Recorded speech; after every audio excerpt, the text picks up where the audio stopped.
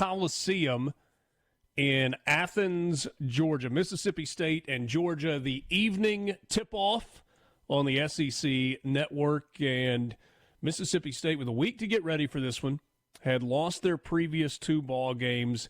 It was a road game that they really needed against a team in Georgia who has been much better at home than they have been on the road. Good home field advantage, home court advantage at Stegman Coliseum. And State looked pretty good for much of the game and was in control, and boy, it got uncomfortable at the end. And it got uncomfortable for one reason and one reason only. State just could not make free throws in this game. State shot the ball perfectly well. I think they were 50-something%. They shot. They only missed 12 shots inside the three-point line. They didn't shoot the ball particularly well from 3, but from 2, they were just about unstoppable. Defensively, I thought they played pretty well, but they couldn't make free throws. They were 6 of 18 from the free throw line. And that's a mark where, if you're just 33%. If you're 12 of 18, this game isn't in doubt. You're just playing out the last couple minutes.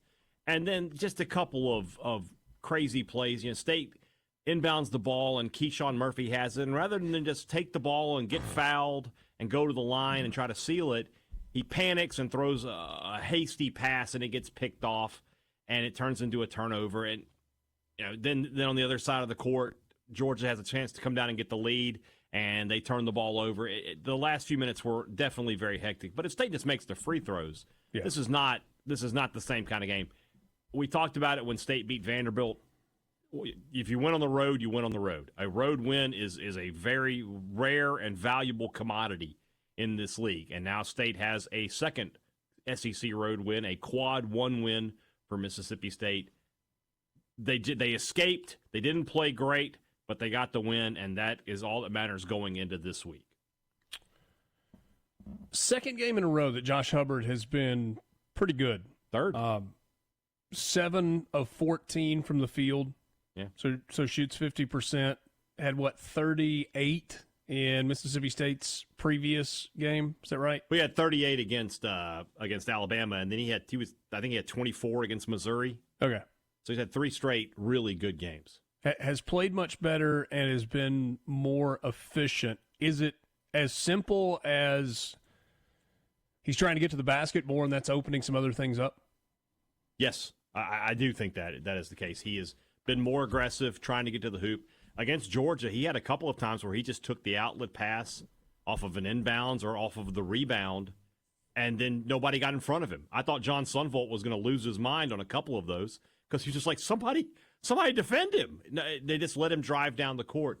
Yeah, he's being more aggressive. He's using his quickness. He's getting some easier looks, and then that confidence is there for him to take some 3-pointers. He didn't shoot the ball very well in this game from behind the arc, but inside the like State as a team, inside the 3-point line, he was really, really good.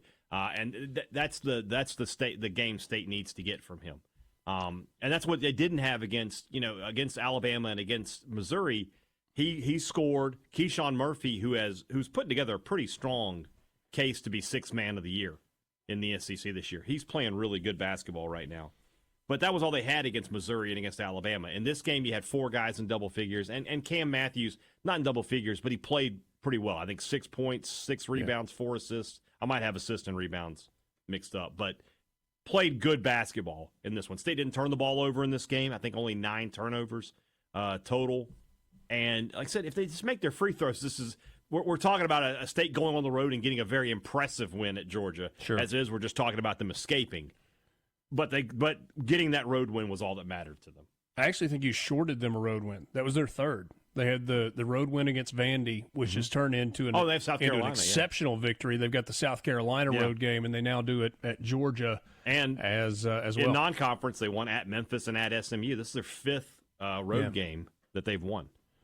Borky, what'd you make of State and Georgia on Saturday? The first part's the most important part is you win a game, and it's a big win, too. I mean, Georgia's net and everything. I mean, that is a game that they needed on multiple levels, right, just to continue to stack wins with the difficult stretch coming up with Florida and at Ole Miss, of course. And even after that, welcome to the SEC, it's even harder after that. But, yeah, the free throw thing is deeply concerning because, and we'll talk about it with Ole Miss here in a second as well, I'm sure. But, Georgia had the ball down one, basically under the basket, and a guy dribbled off his own foot. And the only reason why Georgia was in that position is because you couldn't just simply make free throws to put the game out of reach. How many opportunities did State have, Haydad, especially late in the second, to just end the game with made free throws, and they could not simply just end the game with made free throws. So you win. It's a big deal to win. It's a great win because Georgia's the resume line, it's going to help them. But dang it, you can't miss that many free throws that often because you could have gotten beat, and you didn't, which is the most important thing. But you could have, and free throws were the reason why. Yeah. And I guess we could do the cliche thing and go, there are no pictures on the box score. Yeah. And there aren't, right? You either win or you lose. And good teams find ways to win, and we think Mississippi State's a pretty good basketball team. 5-5 in the SEC, and Borky referenced it a second ago. Pretty difficult week in front of the Bulldogs. They will take on the Florida Gators, who have now beaten 2 number 1 teams this season, and then round 2 with Ole Miss on Saturday at 5 o'clock in the Pavilion. I mean, for all of the discussion about start times and, it's too early on a weeknight, can't get there after work, or it's too late on a weeknight, can't get back. 5 o'clock on a Saturday is the best time for a big crowd. It has that night game feel to it, but it's early enough that everybody can get home if they need to, and should be a really big environment on Saturday. Absolutely should. I mean, we talked about it a month ago. It was the first ever top 25 matchup between these two squads. Now we're going to get a second one between both of these squads. And so, it should be a huge game. State needs to be 1-1 this week. Doesn't really matter which one it is. I mean, obviously, if you can beat Florida, that would be great. You'd be disappointed if you lose at Ole Miss, but it's fine. If you lose to Florida, you need to find a way to win in Oxford. And that doesn't mean necessarily that, going 0-2 knocks you out of the NCAA tournament or anything like that. It's just about where you are in the season and how you want to close out the season. You just got a good win. You need to keep that momentum going a little bit.